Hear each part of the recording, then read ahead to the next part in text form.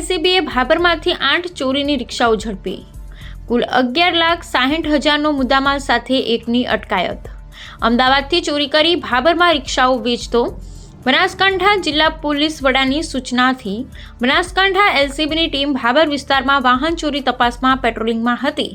તે દરમિયાન ભાભર નવા બસ સ્ટેશન પાસે એક શંકાસ્પદ રિક્ષા ચાલક આવતા રિક્ષા ચાલકને ઊભા રખાવી પૂછપરછ કરતા તેનું નામ વાલ્મીકી દિનેશભાઈ સતાભાઈ રહે વડા તાલુકો કાંકરેજ હાલ રહે અમદાવાદ હેબતપુર હોવાનું જણાવેલ તેમજ રિક્ષાના કાગળ માંગતા રિક્ષાના કાગળો ન મળી આવતા કડકાઈથી પૂછપરછ કરતા રિક્ષા ચોરી કરવી હોવાનું કબૂલાત કરેલ છે તેમજ અન્ય પણ રિક્ષાઓ ચોરી કરી હોવાનું તેને કબૂલાત કરેલ છે। કુલ 8 રિક્ષાઓ ચોરી કરી હોવાનું કબૂલાત કરેલ તેથી બનાસકાંઠા એલસીબી દ્વારા પૂછપરછ કરતા વાલ્મીકી દિનેશભાઈએ જણાવ્યું હતું કે અમદાવાદમાં રિક્ષા ચલાવે છે। છેલ્લા 6 મહિનાથી અમદાવાદના સોલા તેમજ સરખેજ પોલીસ સ્ટેશનની હદમાંથી રિક્ષાઓ ચોરી કરે છે અને ભાભર વિસ્તારમાં વેચાણ કરી હોવાનું કબૂલાત કરતા તમામ રિક્ષાઓ એલસીબી પોલીસ બનાસકાંઠાની ટીમ દ્વારા રિકવર કરી ભાભર પોલીસ મથકે વાલ્મીકી દિનેશભાઈ સત્તાભાઈની અટકાયત કરી 8 રિક્ષા જેની કિંમત 11,60,000ની કિંમતની કબજે કરી ભાભર પોલીસ મથકે લાવી કાયદેસરની કાર્યવાહી હાથ ધરેલ છે।